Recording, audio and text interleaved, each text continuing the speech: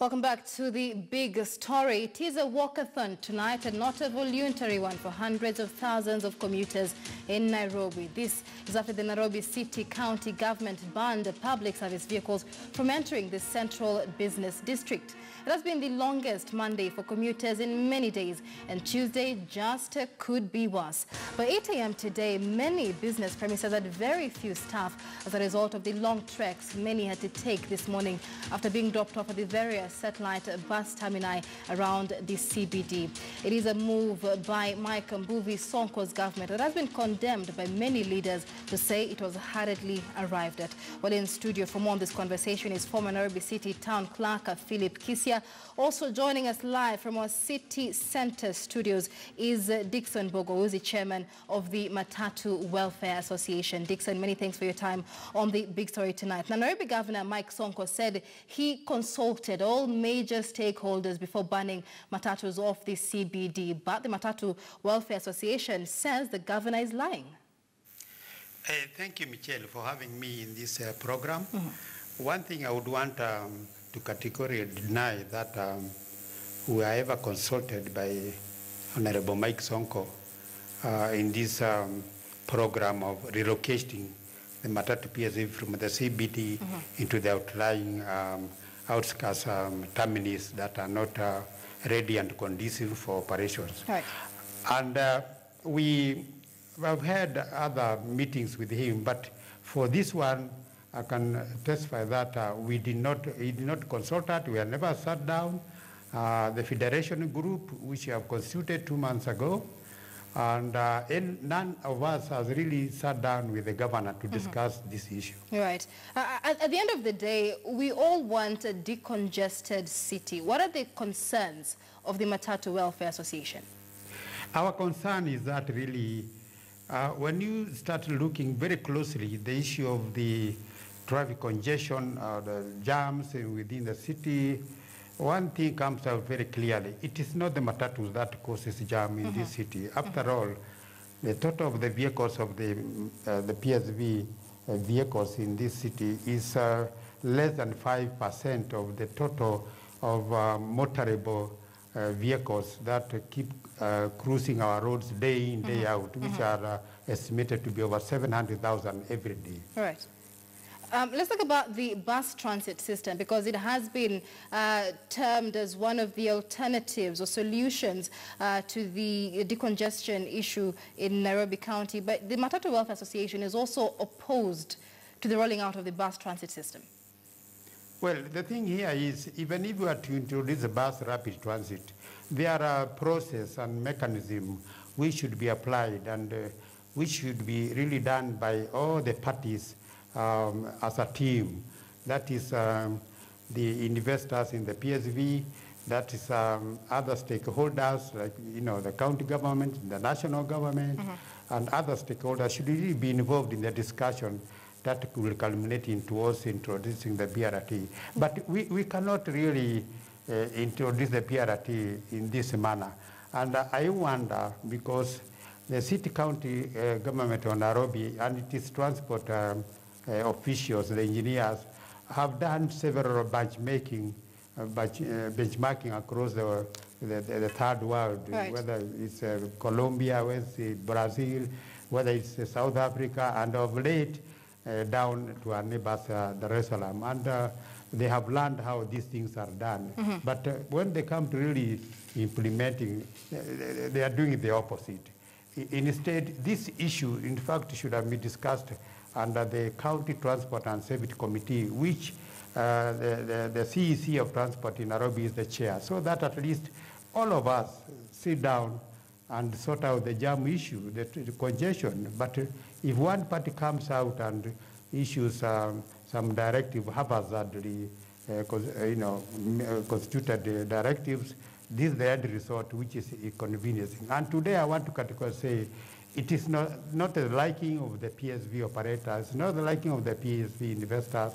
This is a problem within the county government of Nairobi. All right, well, let's listen in to what other stakeholders had to say regarding that ban by Mike Mombasa Sonko.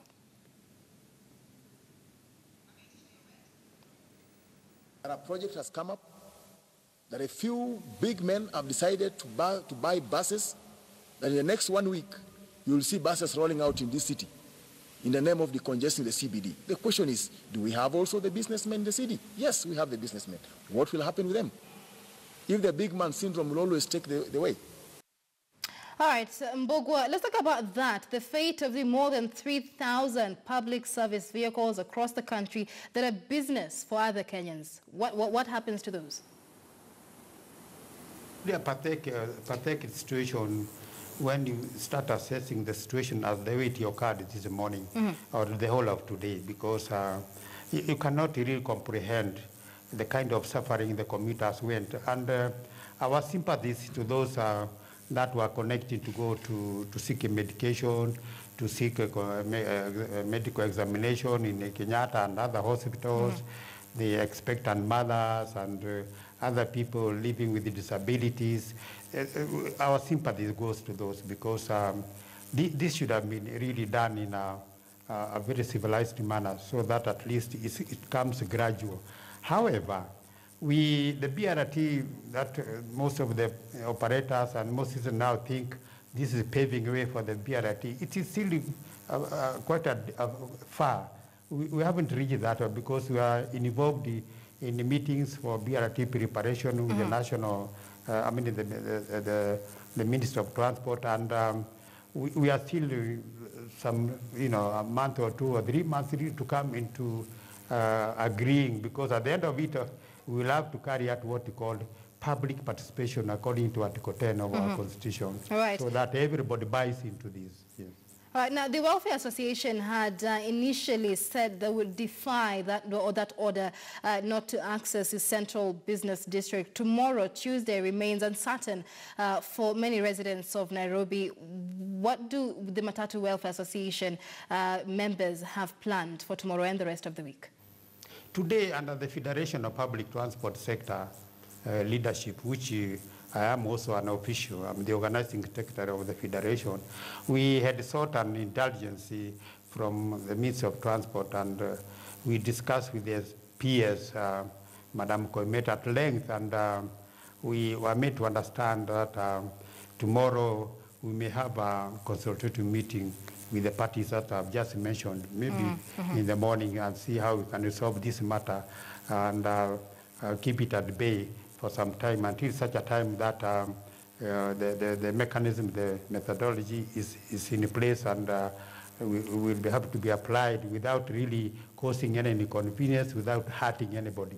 All right. As it is. All right, well, let me bring in Philip Kisia. And like you hear, Kisia, it's another uncertain day for residents of Nairobi. But while we all look forward to a decongested city that reduces the hours spent on traffic, does it make sense? Many are asking to remove one Matatu carrying 60 passengers and replace those 60 passengers with one car each. Doesn't that further add to the decongestion as we're seeing tonight?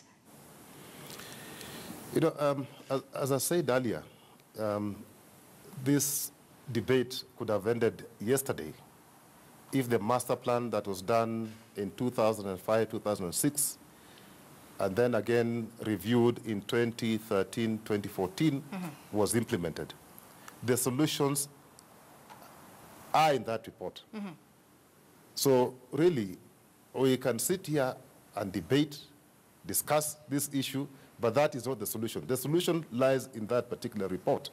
And it gave 3 areas that we need to look at. And I mentioned them earlier. Yes, yes. Now, what the point, you know, an efficient public transport system, of course, cannot be replaced by, you know, encouraging low-capacity vehicles into an area.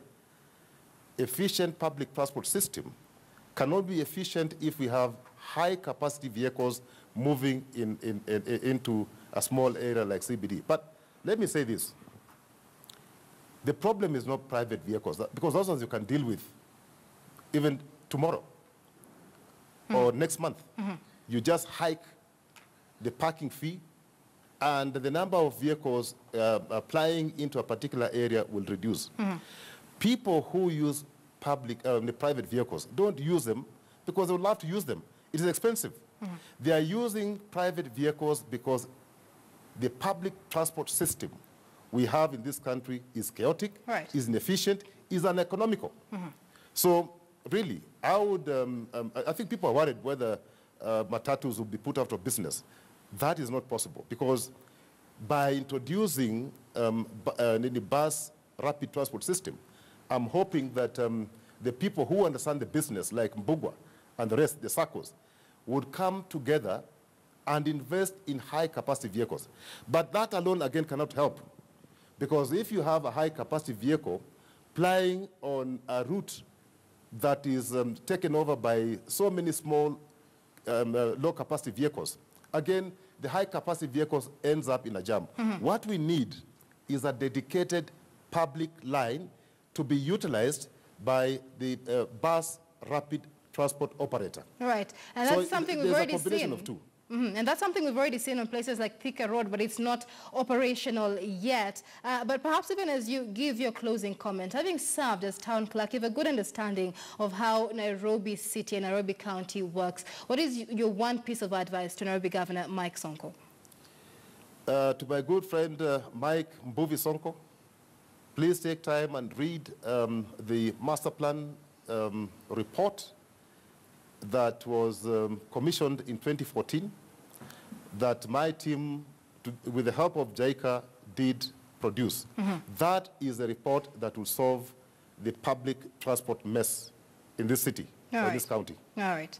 Many thanks. Dixon, your final comment tonight to the Nairobi governor, even as you wish to speak to him tomorrow.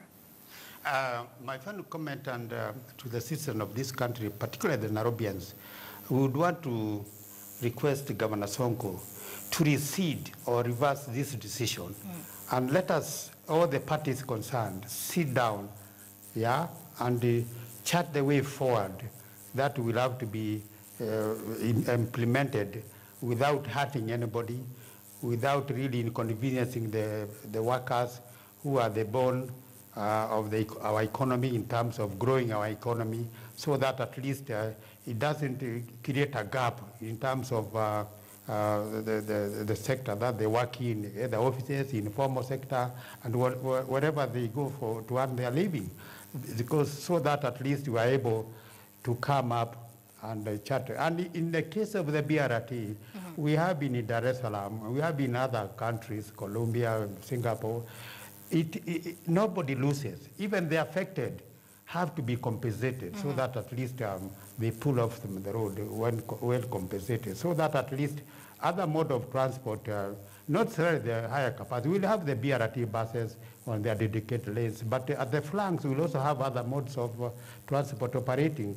A very good case is Dar es Salaam, just down near our neighbors, where all of them really carry out the passenger ferrying business at their own capacity. And it's good that we seem to be agreeing on a solution already on the show. Let's hope that will be implemented tomorrow as well. Many thanks for speaking to us. That is Dixon Mbugwa, chairman of the Matatu Welfare Association. Also with us on the show tonight is former Nairobi City Town Clerk Philip Kisya. That is a big story tonight, even as tomorrow remains another uncertain day for residents of Nairobi County. My name is Michelle Ngele Odhiambo. Good evening.